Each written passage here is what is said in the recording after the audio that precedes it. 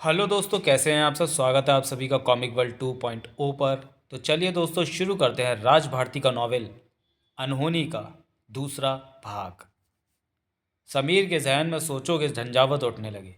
फिर वह मलंग कौन था वो अचानक सामने आया और अचानक ही गायब भी हो गया। देखने में वो देखने में वो भिखमंगा लगता था, लेकिन उसने भीख तो ना मांगी थी। वो तो कुछ रहस्य में बोल बोल कर चला गया। समीर कहाँ जा रहा है, क्यों जा रहा है, ये कोई नहीं जानता था। फिर इस मलंग ने कैसे अंदाज़ा लगाया, उसने खाली कब्रों का जिक्र क्यों किया, रेगिस्तान की बात जुबान पर क्यों लाई। आखिर कौन था वो, क्या चाहता था। समीर इन्हीं तपती सोचों के साथ गाड़ी ड्राइव करता रहा। फिर उसे दूर से कब्रिस्तान का गेट नजर आया। गेट बंद था। उसने गेट बंद देख गाड़ी का हॉर्न बजाना शुरू कर दिया और गाड़ी की रफ्तार भी कम कर ली। कब्रिस्तान का गोरकन पोखर, जो इस वक्त एक कब्र के इर्द इर्द गिर्द लगे पौधों में पानी दे रहा था, गाड़ी का हॉर्न सुनकर चौंका। वो जानता था कि इधर आने वाली गाड़ी मालिक की ही हो सकती है। वह फौरन गेट की तरफ भागा और जल्दी से गेट के दोनों पट खोल दिए। समीर को गेट खुलने का इंतज़ार नहीं करना पड़ा। वह गाड़ी को कब्रिस्तान में लेता चला गया। फिर जब वह इंजन बंद करके उतरा तो गोरकन कब्र खोदने वाला पोखर हाथ बांधे उसके सामने खड़ा था। समीर राय को देखकर पोखर की सिट्टी पिट्टी गुम हो गई थी। वो अंदर ही अंदर कांप रहा था। समीर ने एक भरपूर निगाह हाथ बांधे खड़े पोखर को देखा। फिर नर्म लहजे में पूछा, पोखर, मालकिन कहाँ है। वो उस तरफ मालिक। पोखर ने अपनी कपकपाती आवाज़ पर काबू पाते एक कोने की तरफ इशारा किया। समीर उस तरफ बढ़ गया। पोखर हाथ बांधे व सिर झुकाए उसके पीछे था। कब्रों के लिए ना दिखने वाला हिस्सा चुना गया था। कब्रें पेड़ों की आड़ में थीं। दूर से देखने पर नजर न आती थी। कब्रें पक्की हो चुकी थी। उन्हें सफ़ेद पत्थर से बनाया गया था। कब्रों को देखकर समीर अधीर हो उठा। उसने बड़ी बेताबी के साथ नमीरा और अपनी बच्ची की कब्र के गिर्द एक चक्कर लगाया। जब्त का बांध टूट चुका था। वह प्रत्युनोपरांत भी अपने बहते आंसुओं को न रोक सका। वह कुछ देर यूं ही खामोश खड़ा आंसू बहाता रहा। उसकी नज़रें कभी अपनी बीवी नमीरा की कब्र पर टिकती और कभी अपनी मासूम बच्ची की कब्र पर। आंसुओं से भरी आंखों के सामने कभी कब्रें धुंधला जाती, कभी साफ दिखाई देने लगती। फिर समीर ने रुमाल से अपने आंसू पहुँचे वे फाता पढ़ने के लिए हाथ उठाए। अभी उसने फाता पढ़नी शुरू ही की थी कि अचानक उसके कानों से उस रहस्य में मलंग की आवाज़ टकराने लगी। उसके बोल कानों में गूंजने लगे। उसे फाता पढ़नी मुश्किल हो गई। फाता पढ़ने के बाद एक दूसरा ख्याल समीर के दिमाग में कौंधा और अपने इस ख्याल पर उसने फ़ौरन ही अमल करने की भी ठान ली। उसने एक नज़र पोखर पर डाली। वो बदस्तूर हाथ बांधे और सिर झुकाए खड़ा था। समीर को हटता देखकर वो फ़ौरन एक तरफ हो गया। समीर उसके पास से गुजरता हुआ बोला, आओ पोखर। जी मालिक। वो बड़े आदर से उसके पीछे हो लिया। रास्ते में समीर ने उससे कोई बात नहीं की। वह इत्मीनान से गाड़ी में आकर बैठा। गाड़ी स्टार्ट की और सामने खड़े पोखर को अपने टिकट निकट आने का इशारा किया। वो भागकर खिड़की के सामने आ गया। जी मालिक, हुक्म। आओ गाड़ी में बैठो, समीर ने कोमल स्वर में कहा। जी मालिक, पोखर के मुंह से निकला, लेकिन वह अपनी जगह से हिला तक नहीं। वो तो जैसे पत्थर हो गया था। उसका पत्थर का होना स्वाभाविक था। किसी जागीरदार ने अपने मुलाजिम को, वह भी एक गौरकन को, अपनी गाड़ी में अपने साथ बैठने की पेशकश न की होगी। ये तो वे लोग थे जो खुद को खुदा समझते थे। इन हुक्मरानों ने इन हुक्मरानों से कोई नौकर ऐसी आशा कर भी कैसे सकता था। वह ये तो सोच सकता था कि मालिक उसे गाड़ी के नीचे कुचल कर गुजर सकते हैं, लेकिन उसे ये तवज्जो हरगिज़ नहीं हो सकती थी कि कोई मालिक उसे अपनी गाड़ी में साथ बैठने का निमंत्रण दे। पोखर आओ, मेरे पास वक्त कम है, समीर संजीदा लहजे में बोला। जी मालिक। वो डरते डरते पिछला दरवाज़ा खोलकर बैठने लगा। नहीं पोखर, इधर आओ। समीर ने उसे अपने साथ अगली सीट पर बैठने का इशारा किया। पोखर को अपने कानों पर यकीन ना आ रहा था। मालिक उसे अपने बराबर बैठने के लिए कह रहा था। उसका हुक्म ना मानना भी खुद को मुसीबत में डालने वाली बात थी। इस कब्र खोदने वाले पोखर का घर भी कब्रिस्तान में ही था। वो अपनी बीवी बच्चों के साथ रहता था। उसने अपने कच्चे मकान पर दूर ही से नज़र मारी। वह कच्चा घर देखते ही देखते धुंधला गया। जाने क्या सोचकर पोखर की आंखों में आंसू आ गए थे। उसने गाड़ी में बैठते हुए कंधे पर पड़े हुए अंगोछे से तेजी से अपने आंसू पोंछे और फिर सिकुड़ सिमट कर गाड़ी में बैठ गया। गाड़ी एक झटके से आगे बढ़ गई। समीर राय ने कब्रिस्तान से निकलने के बाद हवेली की तरफ जाने की बजाय जंगल की तरफ जाने वाला रास्ता अपनाया था। पोखर का तो जैसे खून ही सूख रहा था। उसके होठ सख्ती से भिजे थे और उसके दिल पर सन्नाटा छा गया था।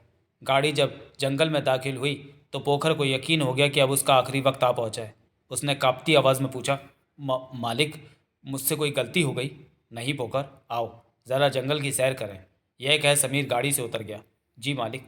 वो डरता डरता गाड़ी से उतर आया। पोखर, पिछली सीट पर मेरा रिवॉल्वर पड़ा है, वह निकाल कर मुझे दे दे। जी मालिक। जब पोखर ने कांपते हाथों से गाड़ी का पिछला दरवाज़ा खोला तो पीछे से समीर की आवाज़ आई, रहने दो पोखर। अच्छा मालिक। उसने फ़ौरन दरवाज़ा बंद किया और समीर राय के पीछे हो लिया, जो जंगल के अंदर जा रहा था। कुछ दूर अंदर जाकर समीर एक घने पेड़ के नीचे खड़ा हो गया। पोखर भी रुक गया। समीर ने उसका ऊपर से नीचे तक जायजा लिया और फिर उसके दोनों कंधों पर हाथ रखकर धीरे से बोला, पोखर, देखो तुम मुझसे झूठ ना बोलना। जो पूछूंगा उसका जवाब सच सच देना। अगर तुमने झूठ बोला तो ये बात अच्छी तरह जान लो कि मैं यहाँ से अकेला जाऊँगा। मेरे अकेले जाने का मतलब तुम अच्छी तरह समझ गए होगे। अगर तुमने सच सच बता दिया तो मेरी तुम्हारी इस मुलाकात का किसी को भी पता नहीं लगेगा, यहाँ तक कि मेरे मालिक को भी नहीं। ये मेरा तुमसे वायदा है। जी मालिक, पूछें। आप जो भी पूछेंगे उसका जवाब सच सच दूंगा, पोखर ने कांपते हुए कहा। शाबाश। समीर ने मुस्कुराकर दिखाया। फिर पूछा, पोखर, क्या ये दोनों कब्रें तुमने खोदी थी? नहीं मालिक, उसने जवाब दिया। ओह। समीर हैरान हुआ था। लेकिन ये काम तो तुम्हारा है। ये काम फिर किसने किया? रॉली ने।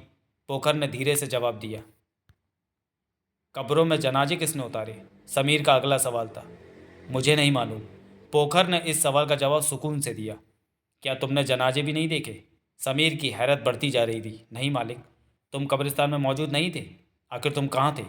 मुझे रॉली ने हुक्म दिया था कि मैं घर जाकर सो जाऊं और सूरज निकलने से पहले घर से ना निकलूं। घर से बाहर झांकूं तक नहीं। पोखर, जो तुम कह रहे हो सच कह रहे हो? समीर ने उसकी आंखों में झांकते हुए पूछा। हाँ मालिक। पोखर ने सहम कर नजरें झुका ली।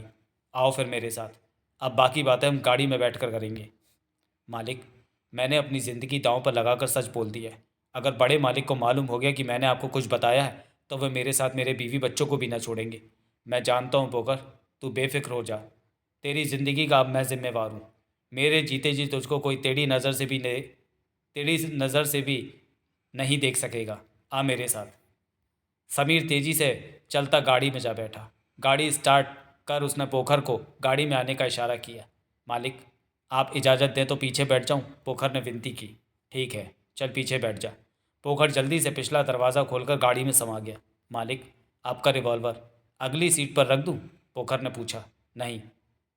पोखर, उसे वहीं पड़ा रहने दे, समीर ने लापरवाही से कहा और जंगल से निकलते ही गाड़ी की स्पीड बढ़ा दी। माँ, एक बात पूछूं, बताओगी?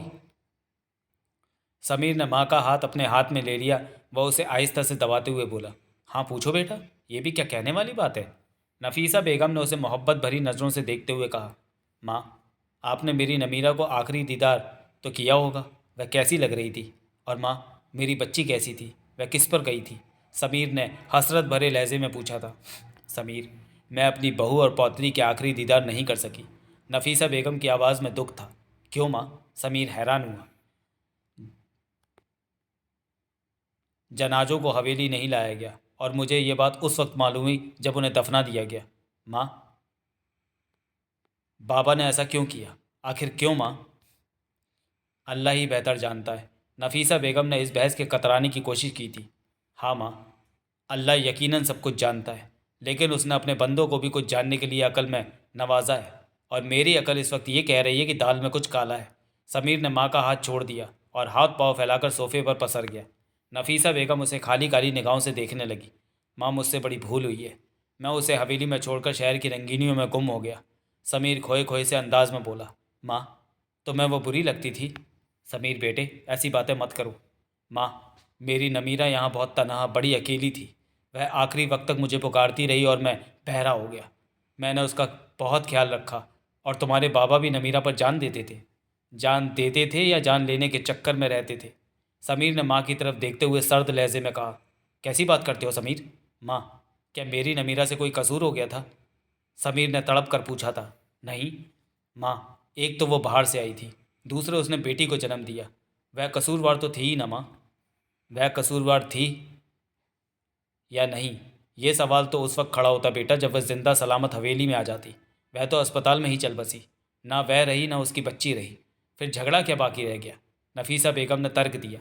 नहीं माँ, जो बात बाबा जानते हैं वह आप नहीं जानती, और जो आप जानती हैं वह मैं नहीं जानता। और जो मैं जानता हूँ वो कोई नहीं जानता। फिक्र मत करो माँ, वह वक्त दूर नहीं जब सबको सब कुछ मालूम हो जाएगा और वह दिन इस हवेली में रहने वालों के लिए खुशगवार ना होगा। समीर ने अपनी माँ की तरफ देखते हुए कहा।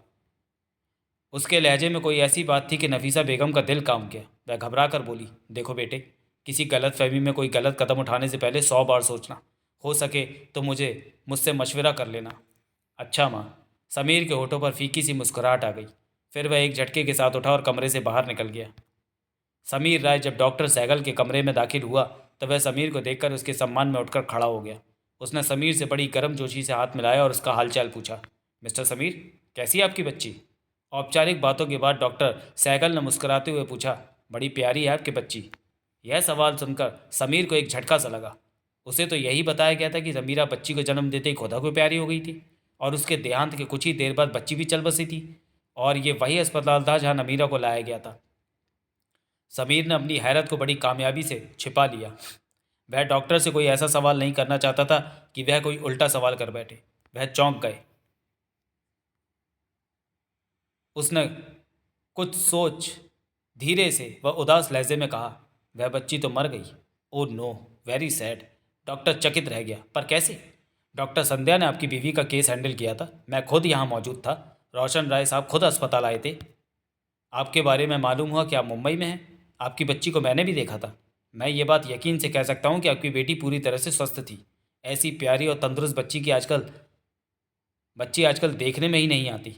और वह तो खूबसूरत भी बहुत थी, चांद का टुकड़ा, ऐसी कि उसे देखने के बाद निगाहें हटाने को जी ना चाहे। यकीन नहीं आता। आखिर उसे हुआ क्या मिस्टर समीर? डॉक्टर सहगल जज्बाती हो रहा था। मेरे ख्याल में उसे नज़र लग गई। डॉक्टर सचमुच ही दुखी था। आपकी बेगम का क्या हाल है? यह एक और परेशान व उलझा देने वाला सवाल था। उनकी तबीयत भी ठीक नहीं है। खुद कुछ टेम्परेचर और कमज़ोरी वगैरह हो गई है। मैं उन्हें बॉम्बे ले जा रहा हूँ। मैं यहाँ कुछ काम से आया था, सोचा आपसे भी मिलता चलूँ। Very kind of you mister Sameer, doctor आभारी लहजे में बोला। अगर कहें तो किसी लेडी डॉक्टर को साथ भेज दूँ? थैंक्स डॉक्टर, इसकी ज़रूरत नहीं है। आप बस बुखार वगैरह की कोई दवा लिख दें, मैं लेता हुआ निकल जाऊँगा। समीर ने सहज भाव से कहा। आज की रात गुजर जाएगी, कल सुबह तो मैं बॉम्बे पहुँच ही जाऊँगा। ठीक है मिस्टर समीर, मैं कुछ दवाएं लिख देता हूँ। मेरी शुभकामनाएं आपके साथ हैं, डॉक्टर सहगल ने कहा। फिर अपने पैड पर लिखकर पर्चा उसके हाथ में थमा दिया और फिर उसे दरवाजे तक छोड़ने भी आया। ऑल दी बेस्ट कहते हुए उसने समीर राय को विदा किया था। माँ, एक बात पूछूं, बताएगी? समीर ने माँ के घुटने पकड़ लिए और नीचे कालीन पर बैठ गया। ये तुझे क्या हो गया पगले? ऊपर बेड पर आ जा। नहीं माँ, मैं यहीं ठीक हूँ। आप मेरी बात का जवाब दे। हाँ पूछ। माँ, जिस हॉस्पिटल में मेरी नमीरा और बच्ची का इंतकाल हुआ, वहाँ के बड़े डॉक्टर को उन दोनों की मौत के बारे में कोई खबर नहीं। समीर ने रहस्योद्घाटन किया। ये तुम क्या कह रहे हो? ऐसा कैसे हो सकता है? नफीसा बेगम परेशान हो गई। ऐसा इस तरह हो सकता है माँ कि नमीरा और मेरी बच्ची की मौत अस्पताल में नहीं हुई। लेकिन तुम्हारे बाबा ने तो मुझे यही बताया। माँ बाबा झूठे हैं। समीर उनकी बात काटते हुए उबल पड़ा और फिर उनके घुटने वह सामने सोफे पर जा बैठा। बाप को झूठा कहते हो? कैसे बच्चे हो तुम? झूठे बाप को झूठा ना कहूँ तो क्या कहूँ? समीर ने कटुता से कहा। माँ, तुम जानती हो कि मेरी बच्ची कितनी खूबसूरत थी। वह इतनी सेहतमंद और इतनी हसीन व प्यारी थी कि कोई उसे एक बार देख लेता तो फिर उसे देखता ही रह जाता। उस पर से नज़रें हटाना मुश्किल हो जाता था। माँ, मैं अब ऐसी बच्ची कहाँ से पाऊँगा, कहाँ से लाऊँगा? मेरे बाप ने मेरे साथ बहुत जुल्म किया। यह कहकर वह कमरे में रुका नहीं। नफीसा बेगम कहती ही रह गई, बेटा सुनो तो। समीर अजीब मानसिक द्वंद्व और उद्विग्नता का शिकार था। वह हवेली के पिछवाड़े के बाग में चहलकदमी कर रहा था। वह टहल रहा था और सोच रहा था और टहल रहा था। उसकी समझ में नहीं आ रहा था कि यह सब क्या है, कैसे हुआ है। उसकी बीवी और नवजात बच्ची का देहांत हुआ मगर उसे इत्तला तक नहीं दी गई। माँ ने खबर करवानी चाहिए तो बाबा ने उन्हें रोक दिया, उसकी भलाई के लिए। भला इसमें उसकी क्या भलाई थी? यही समीर अब तक नहीं समझ पाया था। फिर जनाजों को हवेली नहीं लाया गया। माँ ने अपनी पौत्री और बहू के अंतिम दर्शन नहीं किए। इसमें भला किसकी भलाई थी? एक स्थायी गोरकन ने कब्रें नहीं खोदी, उसे अपने घर में कैद कर दिया गया। जनाजे कब्रों में किसने उतारे, ये बात गोरकन पोखर को मालूम नहीं। आखिर पोखर को उन कब्रों से दूर क्यों रखा गया, इसमें किसकी भलाई थी? माँ के कथानुसार उसकी बीवी और बच्ची का देहांत अस्पताल में हुआ, लेकिन जिस अस्पताल में उसका देहांत हुआ वहाँ के डॉक्टर इंचार्ज का बयान ही कुछ और है। इतना तो तय है कि माँ बेटी अस्पताल में नहीं मरी, जाने मरे भी हैं या नहीं। हाँ, अब तक की पूछताछ से जो बात सामने आई है वह ये थी कि नमीरा और उसकी बच्ची की लाश किसी ने नहीं देखी थी। तो फिर आखिर उन दोनों के साथ हुआ क्या? समीर टहलता रहा और सोचता रहा। तब एकाएक उसके जहन में अपने बाप रोशन राय के फरिश्तों का ख्याल आया। समीर उन दिनों बाबा उन दोनों को बाबा के फरिश्ते ही कहता था। उन दोनों का नाम रॉली और होली था। वो दोनों जुड़वा भाई थे। उन दोनों की शक्लों में समानता थी, लेकिन बहुत ज़्यादा नहीं थी। उन दोनों के हुलिये अलग अलग रहे थे, अलग व भिन्न। एक की घनी बड़ी मूछें थी तो दूसरे की मूछें सफाचट थी। एक ने लंबे बाल रखे थे तो दूसरे ने सिर मुड़ा रखा था। कद दोनों के बराबर थे, बदन भी एक जैसे थे, नाटे और मोटे। देखने में दोनों रफ एंड टफ थे। ये वो लोग थे जो रोशन राय के उठने से लेकर बैठ जाने तक साथ रहते थे। रोशन राय के साथ जहाँ कोई और नहीं जा सकता था, वहाँ ये दोनों या उनमें से कोई एक ज़रूर होता था।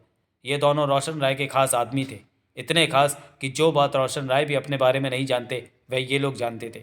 शायद इसलिए समीर इन्हें बाबा के फरिश्ते कहता था। समीर ने अभी तक इन दोनों में से किसी को हाथ नहीं लगाया था, छुआ तक नहीं था। वैसे इन दोनों में से किसी को हाथ लगाना या छूना इतना आसान नहीं था। इन पर हाथ डालते ही रोशन राय को खबर हो जानी थी, और यह खबर खुद समीर के लिए नुकसानदेह भी हो सकती थी। समीर अपने बाप के मिजाज को जानता था। वह एक संगदिल इंसान था। निर्ममता उसमें कूट कूट कर भरी थी। अपने किसी काम में किसी का हस्तक्षेप या किसी किस्म की रुकावट वह किसी कीमत पर बर्दाश्त नहीं करता था। अपनी झूठी आन शान के लिए अपनी औलाद को भी औलाद मानने से इनकार कर सकता था। ऐसे में उन दोनों से पूछताछ करना खतरे से खाली नहीं था। अब इस समस्या का सिर्फ एक ही हल उसके पास रह जाता था। समीर इस हल पर अमल करने के लिए इसके विभिन्न पहलुओं पर गौर करने लगा। वह टहलता रहा और सोचता रहा, फिर अंततः किसी नतीजे पर पहुंच ही गया। रोशन राय इस वक्त हवाखोरी के लिए अपनी ज़मीनों पर निकला हुआ था। वह घोड़े पर सवार आगे चल रहा था और उसके पीछे रॉली और होली अपने घोड़ों पर सवार चल रहे थे। दोनों की आधुनिक हथियारों से लैस थे। रोशन राय अपने घोड़े की पीठ पर कमर अकड़ाए, गर्दन अकड़ाए और सिर ऊपर उठाए बैठा था। वह अपनी जागीर और अपनी ज़मीनों पर घूमकर बहुत खुश होता था। एक नशा सही महसूस करता था। वह कभी दिमागी उद्विग्नता का शिकार होता, फौरन रोली होली के साथ अपनी ज़मीनों की सैर करने निकल जाता। ज़मीनों की सैर करते हुए वह अपनी आंखें उल्लू की तरह खुली रखता था। उसकी आंखें वैसे भी उल्लू की तरह गोल थीं। इन्हीं आंखों को वह देखते हुए और अधिक फाड़ लिया करता था। सैर करते हुए अगर उसे कभी अपनी पसंद की कोई शय दिखाई दे जाती तो वह रॉली की तरफ इशारा करके कहता, देखो भाई, हमारी ज़मीनों की शान। और रोली होली को यह समझने में देर न लगती कि ज़मीनों की शान कहकर किस शान की तरफ इशारा किया गया है। वे इस शान को अच्छी तरह ताड़ लेते और फिर उनमें से एक शान के पीछे लग जाता और उस वक्त तक उसके पीछे रहता जब तक उस शान को मालिक के हुजूर में पेश न कर दिया जाए। हवाखोरी इस अय्याश जागीरदार का प्रिय शगल था। इस शगल के दौरान ज़मीनों की शान की नहीं और भी फैसले सुना दिए जाते थे, और रॉली हॉली इन आदेशों पर ऐसे अमल करते थे जैसे इंसान नहीं रोबोट हो, भावनाओं से रिक्त मशीनें। इस हवेली में पहले रॉली आया था। हुलिया तो खैर उसका वही था जो आज था, गंजा सिर और मोटी मूछ, लेकिन चेहरे पर आज जो खूंखारपन व शैतानियत थी वह ना थी। वह यतीम सूरत बनाए रोशन राय के हुजूर में पेश हुआ था। अब से 10 साल पहले उसका कोई करीबी रिश्तेदार रोशन राय का मुलाजिम था। उसी के जरिए रॉली रॉली रोशन राय तक पहुंचा था और उसके सामने हाथ जोड़कर खड़ा हो गया था। और रोशन राय ने उससे कुछ पूछने से पहले उसे सिर से पांव तक तीखी नज़रों से देखा था, और रॉली उसे इस एक ही नज़र में काम का आदमी दिखाई दिया था। शायद इसलिए उसने रॉली से नर्म लहजे में बात की थी। हाँ बाबा, अभी कुछ बोलो भी या हाथ जोड़े ही खड़े रहोगे? मालिक, एक फरियाद लेकर आया हूँ। हाँ बाबा बोलो। हम इधर बैठे ही किस लिए हैं? हम अगर लोगों की फरियाद नहीं सुनेंगे तो फिर कौन सुनेगा? हाँ बाबा बोलो। तुम्हें किसी ने परेशान किया है? क्या फरियाद है तुम्हारी? रोशन राय ने उसे शह दी थी। मालिक, मुझे मेरे चाचा ने बहुत सताया है, रॉली ने फरियाद की। अच्छा बाबा, अभी वह क्या कहता है? कोई ज़मीन जायदाद का झगड़ा है क्या? हाँ मालिक, ज़मीन का ही झगड़ा है। आपने बिल्कुल ठीक अंदाज़ा लगाया सरकार। तुम्हारी ज़मीन पर कब्जा करना चाहता है? नहीं मालिक, ज़मीन उसकी है, रॉली ने बताया। अरे बाबा, रोशन राय उसके इस जवाब पर चौंका था। अगर ज़मीन उसकी है तो फिर झगड़ा कैसा? मालिक, मेरा चाचा बिल्कुल अकेला है, ना जोरू ना बच्चे, और पाँव भी कब्र में हैं। मैं कहता हूँ कि ज़मीन मेरे हवाले कर दे, पर करता नहीं। देखो ना मालिक, यह ज़मीन कल भी मेरे नाम ही होनी है, तो फिर वो ज़मीन का कब्जा छोड़ता क्यों नहीं? रॉली ने बड़े भोलेपन से कहा। यह सुनकर रोशन राय ने जोरदार कहका लगाया था और फिर मुस्कुराते हुए बोला था, बाबा, बात तो तुम ठीक कहते हो, तुम्हारी फरियाद बड़ी जायज़ है, पर बाबा, अभी मैं इसमें क्या करूं? देखो, कभी किसी चीज़ को हासिल करने का बस एक ही तरीका मेरी नज़र में है। अगर कोई तुम्हारा हक देने पर राज़ी ना हो तो उससे छीन लो। तुम्हारा चाचा तुम्हारी होने वाली ज़मीनों पर सांप बना बैठा है, तो बाबा, लाठी उठा और उसका सिर कुचल दे। जवान हो, ताकतवर हो, तुम्हारे लिए ये काम मुश्किल तो नहीं। पुलिस से डरता हूँ, रॉली ने सफाई से कहा था। और पुलिस हमसे डरती है? रोशन राय ने सवाल भी किया व जवाब भी दिया। जी मालिक, रॉली ने फिर हाथ जोड़ दिए थे। पुलिस को हम देख लेंगे, तुम अपने चाचा को देखो। रोशन राय ने फैसला सुनाया। रोली खुश हो गया। वो रोशन राय की सरपरस्ती पाने को ही यहाँ आया था। उसके शुभ चिंतकों ने उसे यही मशवरा दिया था कि अगर मालिक ने तेरे सिर पर हाथ रख दिया तो तेरा बेड़ा पार है। मालिक ने भी उसके सिर पर यूं ही हाथ नहीं रखा था। इतनी बड़ी जागीर थी, जागीर को संभालने के लिए हर किस्म के बंदों की ज़रूरत थी। रॉली उन्हीं बंदों में से एक था। बस फिर क्या था, मालिक का आशीर्वाद मिलते ही रॉली ने अपने चाचा का कल्याण कर दिया था। अपने चाचा को कत्ल करके जब वह फरार होकर हवेली की तरफ आ रहा था तो पुलिस ने उसे रास्ते में ही धर लिया था। साथ ही उससे आला कत्ल भी बरामद कर लिया था। थानेदार को रोशन राय ने यही हुक्म दिया था। रॉली की गिरफ्तारी की खबर रोशन राय को फौरन ही मिल गई थी, लेकिन उसने 2 रातों तक रॉली की कोई खबर नहीं ली। रॉली लॉकअप में बंद मालिक की तरफ से किसी मदद का इंतजार करता रहा। 2 रातें बीतने के बाद उसके छक्के छूट गए थे। वह अपने चाचा के कत्ल के इल्ज़ाम में आला कत्ल के साथ पकड़ा गया था। अब फांसी के फंदे से कोई नहीं बचा सकता था। जब निराशा अपनी हदों को छूने लगी तो रोशन राय का चेहरा चमका। उसने थानेदार से दिखावे का सौदा किया और रॉली पर यह जाहिर करके कि उसने 25,000 की मोटी रकम नजराना अदा करके उसे छुड़ाया। रॉली को हमेशा के लिए अपने जाल में फांस लिया। रॉली अब रोशन राय के लिए जर खरीद गुलाम था। वो रोशन राय के लिए बड़े काम का आदमी साबित हुआ और धीरे धीरे वो रोशन राय का खास आदमी बन गया। फिर 1 साल बीतने के बाद रॉली ने अपने जुड़वा भाई होली का जिक्र रोशन राय से किया। होली उस वक्त मुंबई से फरार होकर अपने गांव पहुंचा था। रॉली ने उसे रोशन राय की सेवा में पेश करने का इरादा कर लिया। रोशन राय ने होली के बारे में सुना तो वह भी उसे अपने काम का आदमी मालूम हुआ। उसने रॉली से कहा, हाँ बाबा, लाओ उसे, हम भी देखें बम्बई में वारदात करने वाले को। फिर होली को एक नज़र देखते ही रोशन राय ने उसे भी अपने साथ रखने का इरादा कर लिया। यूं जल्दी ही दोनों भाई रोशन राय के विश्वास के बंदे बन गए। अब एक लंबे समय से वे दोनों रोशन राय के पास थे। दोनों साई की तरह उसके साथ रहते थे। इसलिए समीर उन्हें बाबा के फरिश्ते कहता था, ऐसे फरिश्ते जिनके बयान पर बाबा पकड़े जा सकते थे। रोशन राय ने अचानक ही अपने दौड़ते हुए घोड़े की लगाम दे उसे रोका और घोड़े का रुख जरा सा मोड़कर पीछे देखा। रॉली और होली ज़्यादा पीछे न थे। वे कुछ ही क्षणों में रोशन राय के निकट पहुंच गए और खामोशी से उसकी तरफ देखने लगे। रोशन राय ने अपने फरिश्तों की तरफ बारी बारी गौर से देखा, फिर चिंतित स्वर में बोला, बाबा, अपने इस लाडले समीर राय की अभी कुछ समझ में नहीं आ रही है। अभी तुम लोग उस पर नज़र रखो। जी मालिक, रॉली ने आदर के साथ कहा। देखो जरा होशियारी से, उसे मालूम नहीं होना चाहिए कि कोई इसके पीछे लगा हुआ है, वरना वो उसे गोली मार देगा। उसे जब गुस्सा आता है तो वह कुछ नहीं देखता। रोशन राय अपने बेटे के मिजाज से भली भांति वाकिफ था। जी मालिक, आप फिक्र न करें, इस बार होली बोला, मैं इस बात का ख्याल रखूंगा। आओ अब वापस चलें, शाम होने को है। कहते हुए रोशन राय ने अपने घोड़े को एड़ दी और घोड़ा देखते ही देखते हवा से बातें करने लगा। समीर ने जो सोचा था और जो कदम उठाने का फैसला किया था उसे अंजाम देने के लिए उसने पोखर को ही चुना था। समीर ने गोरकन पोखर को उस काम पर लगा दिया था। पोखर जानता था कि यह खतरनाक काम है और इसकी भनक भी अगर बड़े मालिक को पड़ गई तो वह उसे बीवी बच्चों सहित कुत्तों के आगे डलवा देंगे। पर उधर बड़े मालिक थे तो इधर छोटे मालिक थे। छोटे मालिक भी कम ना थे। वो अगर इनकार कर देता तो जान फिर भी सलामत ना थी। एक तरफ खाई थी तो दूसरी तरफ कुआं। उसने अपनी जान जोखिम में डालकर समीर राय का साथ देने का इरादा कर लिया। पोखर को समीर से हमदर्दी हो गई थी। वैसे भी वह छोटे मालिक थे, नौजवान थे। वह फाता के लिए हाथ उठाते तो उनकी आंखें भर आती थी। आखिर इन कब्रों में क्या राज था? उन्हें इन कब्रों से दूर क्यों रखा गया था? इस जिज्ञासा व खुद बुद्ध ने भी पोखर को इस काम के लिए उकसाया था। उसने 8-10 फुट के फासले से एक खास जगह से सुरंग खोदनी शुरू की थी। वहाँ झाड़ियाँ बहुत थी। एक नज़र देखने पर कोई अंदाज़ा नहीं लगा सकता था कि वहाँ से सुरंग खोदी जा रही है। वैसे भी किसी की सोच इस तरफ नहीं जा सकती थी। अगर कब्र को पक्का ना करा दिया गया होता तो सुरंग खोदने की ज़रूरत नहीं पड़ती। पोखर रातों रात कब्र खोदकर दोबारा ज्यों का त्यों बंद कर देता। अब पक्की कब्र को तोड़ा नहीं जा सकता था। तोड़ा जाता तो फिर कुछ एक घंटों में उसका पुनर्निर्माण संभव नहीं था, और अगर किसी तरह कब्र को पक्का कर भी दिया जाता तो भी भेद खुलने का खतरा था। बहरहाल पोखर ये काम रात के अंधेरे में अंजाम दे रहा था। वह रात के 12 बजे से सुबह 4 बजे तक सुरंग खोदने का काम करता था। उसने 2 रातों में सुरंग नमीरा की कब्र तक पहुंचा दी। फिर जब समीर मुंह अंधेरे प्रोग्राम के मुताबिक कब्रिस्तान पहुंचा और सुरंग में दाखिल होकर उसने इमरजेंसी लाइट में कब्र का निरीक्षण किया तो उसका शक यकीन में बदल गया। कब्र खाली थी। उसमें नमीरा की या किसी की भी लाश नहीं थी। वह सुरंग बंद करने का हुक्म देकर वापस हवेली लौट आया। हवेली में सन्नाटा था। हालांकि आकाश पर हल्की हल्की रोशनी उजागर हो चुकी थी, लेकिन हवेली के वासी अंधेरों में पड़े नींद के मज़े ले रहे थे। हवेली के असली वासी थे कितने? गिनती के 3, एक बाबा, एक माँ और एक वह खुद। 3 रहने वाले, और हवेली इतनी बड़ी कि एक साथ 300 आदमी आसानी से समा जाए। हवेली की रौनक नौकर चाकरों से थी। अगर वे ना होते तो हवेली की स्थिति मरघट की सी होती।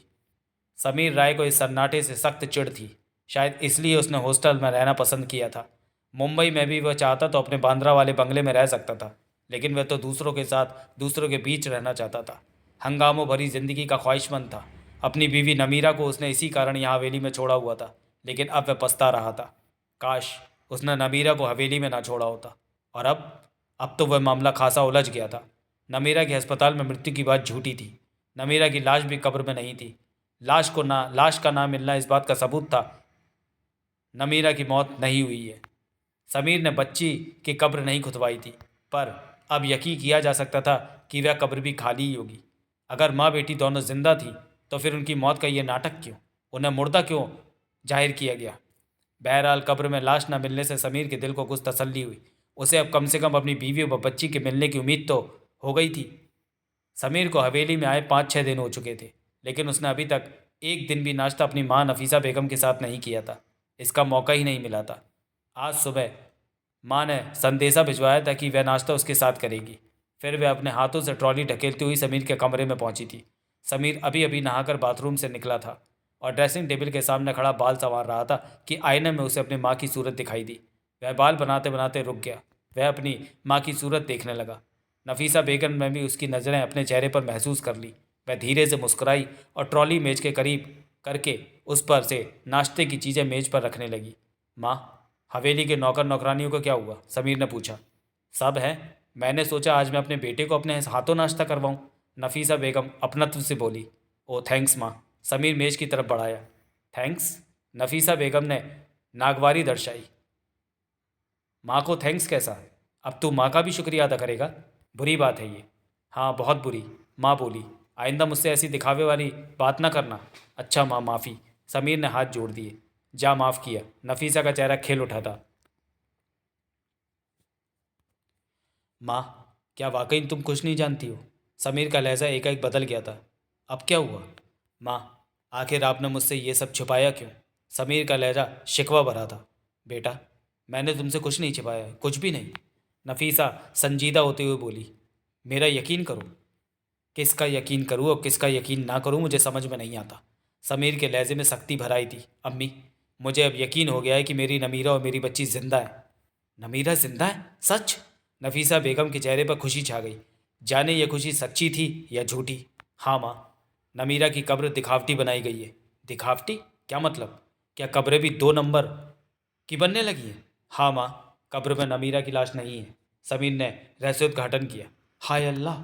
नफीसा बेगम ने हैरान होकर अपने सीने पर हाथ रख लिया। माँ, आखिर आप मुझे सच बता क्यों नहीं देती? समीर उन्हें घूरने लगा। नफीसा बेगम अभी कुछ कहने ही वाली थी कि एक सेविका घबराई हुई अंदर दाखिल हुई। क्या हुआ? समीर ने तेजी से पूछा।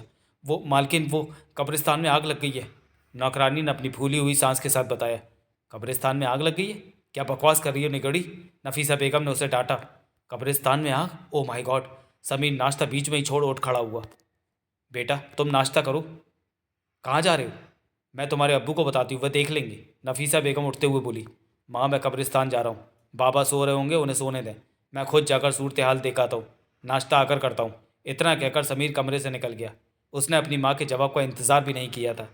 समीर ने हवेली के 2 मुलाजिमों को अपने साथ लिया और गाड़ी में कब्रिस्तान पहुँच गया। और कब्रिस्तान में उसने जो कुछ देखा वह उसके लिए बड़ा कष्टदायक था। पोखर का कच्चा घर पूरी तरह से शोलों की लपेट में था।